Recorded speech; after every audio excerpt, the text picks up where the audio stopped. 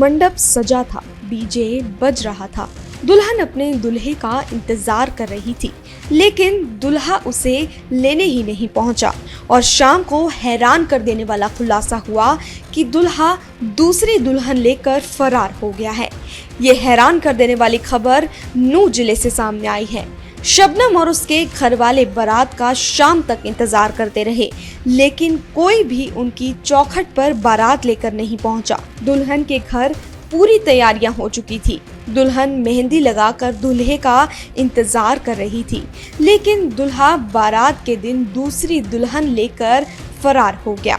शबनम के पिता की सारी उम्मीदों पर पानी फिर गया। कितनी उम्मीदों से उन्होंने अपनी लाडली को विदा करने की सोची थी। अपनी बेटी की शादी के लिए लाखों सपने संजोए थे, लेकिन ऐन वक्त पर समय के फेरे ने कुछ ऐसा कर दिखाया कि घर में खुशी के दिन गम पैदा हो गया।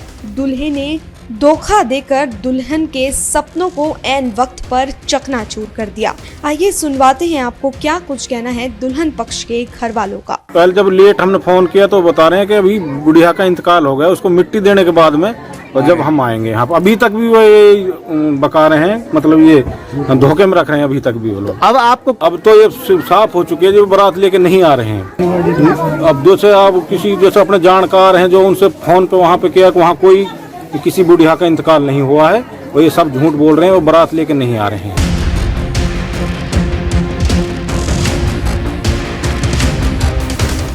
मंडप सजा था, डीजे बज रहा था। दुल्हन अपने दूल्हे का इंतजार कर रही थी, लेकिन दूल्हा उसे लेने ही नहीं पहुंचा और शाम को हैरान कर देने वाला खुलासा हुआ कि दूल्हा दूसरी दुल्हन लेकर फरार हो गया है। ये हैरान कर देने वाली खबर नूह जिले से सामने आई है।